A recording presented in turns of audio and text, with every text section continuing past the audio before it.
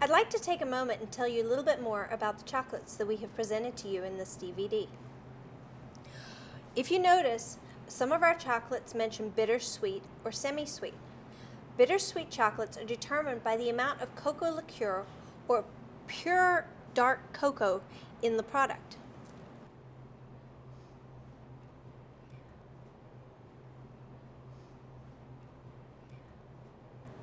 Frequently, you see that the number will be placed on the front of the box. In this case, this is on the dark end of bittersweet. It has 64% cocoa in it.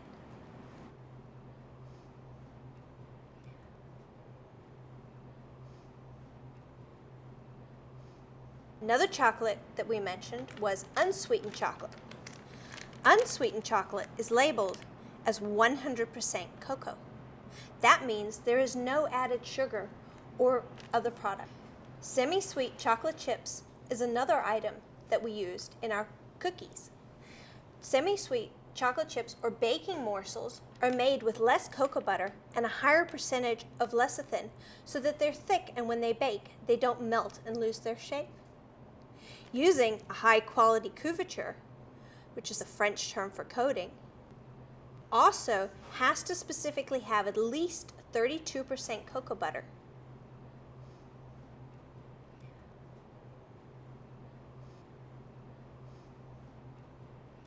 Chocolate comes in many different varieties. It is now available in convenient pieces or drops. It can also be bought in solid blocks that must be chopped before using. Baking morsels are not interchangeable with a good high-quality chocolate. Baking morsels, when melted, are very thick and gummy and gluey. Let's take a look at the difference between baking soda and baking powder. Baking soda is the chemical sodium bicarbonate, and it requires acid in a recipe in order to produce carbon dioxide, which makes it a leavening agent. Baking powder already has the acid in it. It's got cream of tartar in it, so it doesn't need additional acid in a recipe.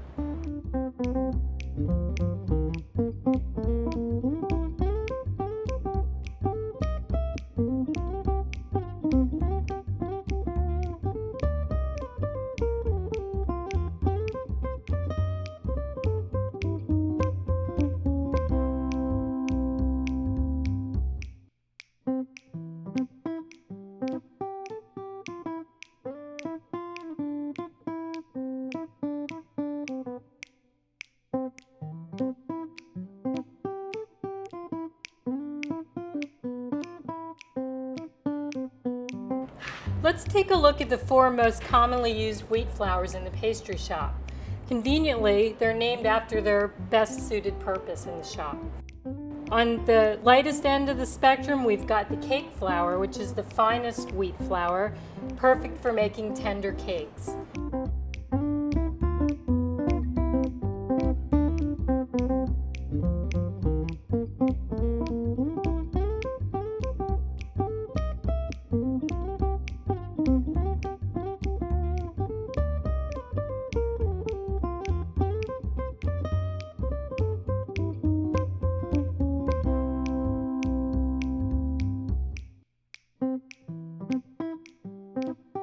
And then the pastry flour.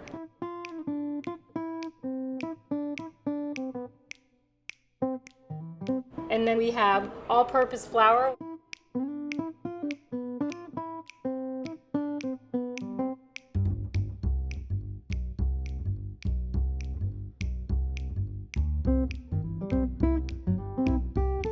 And on the other end of the spectrum, we have bread flour, which contains the most protein and makes it perfect for structure in bread recipes.